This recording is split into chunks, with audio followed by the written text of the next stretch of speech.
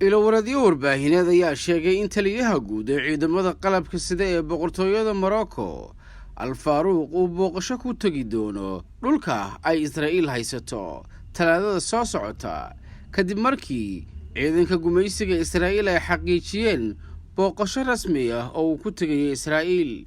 Ilowradyo Ruusha ayaa intaa ku daraya in lagu soo dhoweyn doono xaflad halkaas ka dhici doonta oo ay maamulayso wasaaradda difaaca ee Israa'iil. Khamiistii aynu ka soo gudubnay ayay ahayd markii ciidamada Israa'iil ay ku dhawaaqeen ka qaybgalka ciidamada Morocco ee shir caalami ah oo military oo toddobaadka soo socda lagu qaban doono dhulka laga haysto Falastiiniyiinta. Bishii Julaay ee la soo dhaafay, madaxa shaqaalaha Israa'iil Aviv ayaa booqday Morocco oo uu soo dhoweyn rasmi ah ka helay, isagoo ku tilmaamay booqashadaas mid dareen gaar ah xambaarsanayd iyo caddayn isbeddel taariikhi oo gobolka ka dhacay. Waxaa xusid mudan in Morocco iyo Israa'iil ay saxiixdeen heshiis lagu dhisayo xiriir diblomaasiyadeed Diseembar 10keedii 2020, iyadoo Maraykanku uu dhexdhexaadiye ka ahaa si ay Morocco u noqoto waddankii lixaad ee Carbeed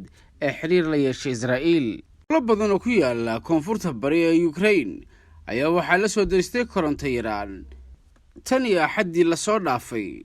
Madaxweynaha Ukraine Zelensky ayaa sheegay in sababtu ay tahay gantaallo ay Ruushku ku weerartay kaabayaasha muhiimka ah ee dalkaas.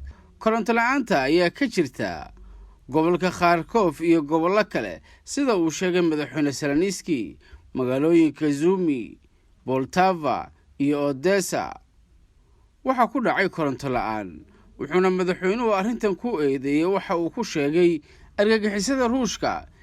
Ilaa iyo hadda Ruushku waa uu ka aamusay arrintan inuu beeniyo ama uu xaqiijiyo.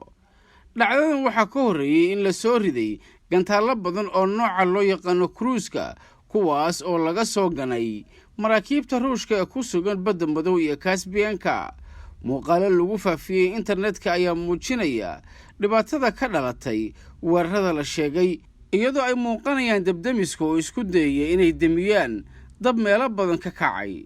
Ilaa iyo hadda waxaa lagu guulaystay keliya in dib loo soo celiyo korontada Poltava, sida ay sheegtay warbaahinta maxalliga ee Ukraine.